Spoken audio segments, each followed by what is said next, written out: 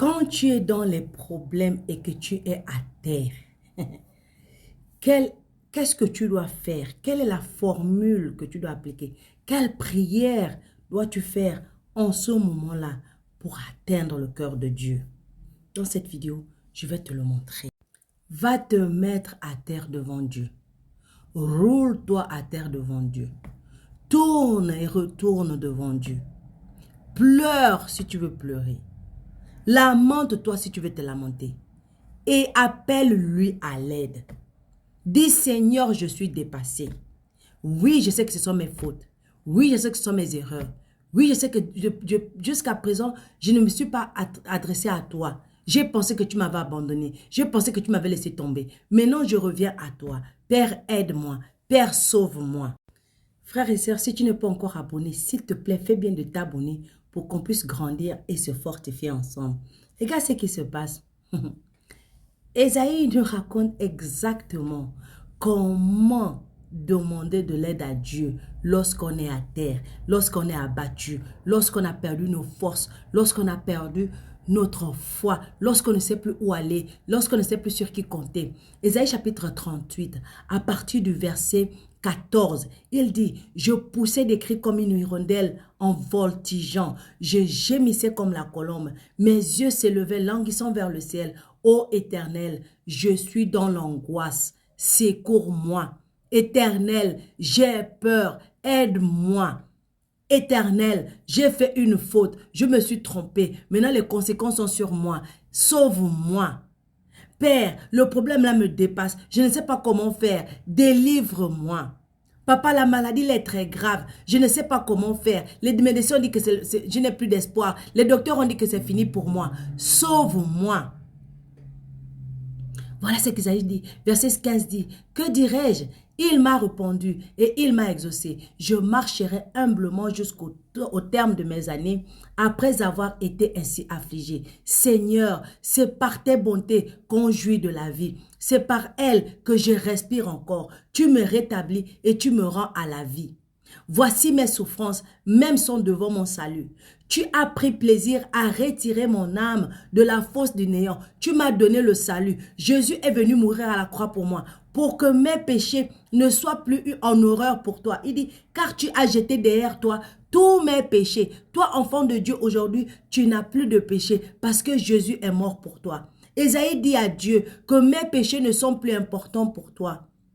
Alors quand je viens demander pardon, je viens te prier. Je viens te prier parce que je suis encore vivant. Les gens qui sont morts ne peuvent pas te louer. Ils ne peuvent pas te prier. Si je viens à toi, c'est parce que tu m'as donné le souffle de vie pour pouvoir le faire.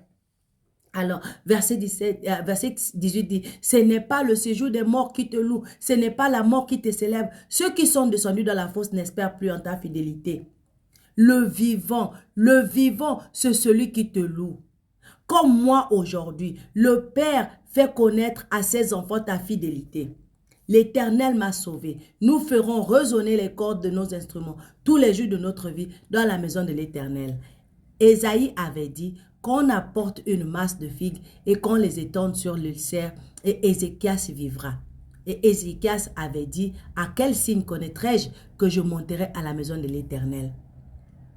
La prière d'Ézéchias a tellement de force, a tellement de puissance pour toi lorsque tu es à terre. Ézéchias n'a pas regardé son rôle de roi. Ézéchias n'a pas dit, je suis roi, je ne peux pas me mettre devant Dieu. Ézéchias a su qu'il était un pauvre pécheur, sauvé du péché par l'amour de Dieu pour lui. Et il a rappelé à Dieu que Père, ce ne sont pas ceux qui sont morts qui te louent. Ce ne sont pas ceux qui sont morts qui te glorifient. Moi, j'ai encore le souffle de vie parce que tu le veux, parce que tu m'aimes. Et parce que tu m'as laissé le souffle de vie, je sais que j'ai la victoire. Je sais que je sais sauver. Je sais que je vais te louer. Je vais te célébrer parce que tu m'as écouté et tu m'as exaucé. Ézéchias dit, Père, les pauvres ne peuvent pas donner à ton ministère. Les pauvres ne peuvent pas financer ton ministère. Je sais que j'ai fait des fautes. Je sais que j'ai fait des erreurs. Mais Père, aie pitié de moi.